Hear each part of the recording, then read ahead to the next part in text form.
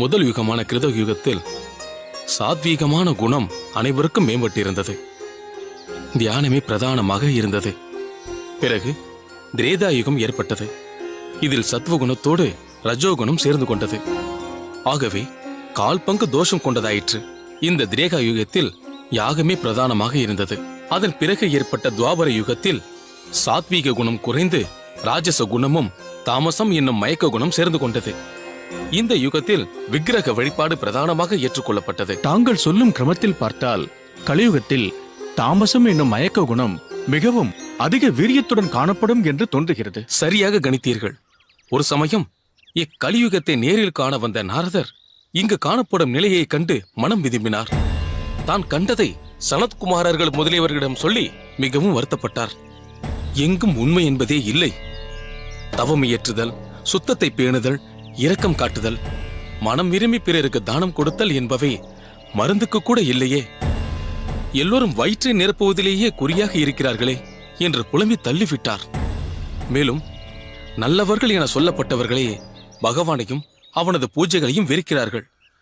பற்றற்றவர்கள் என புகழ் பெறுபவர்களே பற்று நிரம்பியவர்களாகவும் பெண் பித்தர்களாகவும் காணப்படுகிறார்கள். தம்பதிகளுக்குள் ஒற்றுமை இல்லை என்று பலவாறு புலம்புகிறார் நாரதர். அதனால்தான் கலியுகம் கண்டு பயம் ஏற்படுகிறதா? ஆனால் நீர் சொல்வதை ஒன்றும் மறுப்பதற்கில்லை.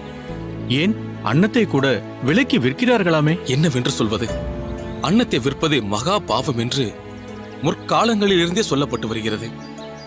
அன்னதானம் செய்வதே மிகவும் சிறந்தது. காசினாவாய் கரம் விற்கிலும் கரவாது மாற்றிலி சோறிட்டு தேச வார்த்தை படைக்கும் வங்கையினார்கள் வாழ்த்திருக்கோட்டியூர் என்று கொண்டாடுகிறார் பெரியாழ்வார். அதாவது திருக்கோஷ்டியூரில் உள்ளவர்களின் அன்னதான சிறப்பை வர்ணிக்கிறார். பண்டிதர்கள் வேதத்தை விலைக்கு விற்பது வீண் பகட்டுக்காகவும் புகழுக்காகவும் பூஜை நடத்துவது என்று பல கேட்டறியாத தோஷங்கள் இக்கலியுகத்தில் பீடித்திருக்கிறது. கலியுகத்தில் எல்லா அம்சங்களும் நிறைந்திருந்தாலும் அரிசி இல்லாத நெல் போல சாரமற்றவையாக இருக்கின்றன.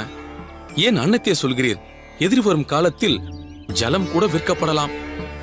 இப்படிப்பட்ட கலியுகம் கெடும் வண்ணம் யாராவது பிறந்திருக்கிறார்களா என்று நம் ஆச்சாரியரும் தேடி அலைந்து கொண்டிருக்கிறார். இப்படி பயமுறுத்தும் கலியுகத்தில் சிறந்த குணம் என்று ஒன்று கூட இல்லை என்கிறீர்களா ஆரியரே? அப்படி சொல்ல மாட்டேன்.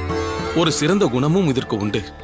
கிருத யுகத்தில் தியானத்தாலும், திரேதா யுகத்தில் யாகத்தாலும், துவாபர யுகத்தில் அர்ச்சனையாலும் பெரும் பலன்களை இக்கலியுகத்தில் பகவானின் நாம குணங்களை பாடி பரப்புவதனாலேயே மிக சுலபமாக அடையலாம்.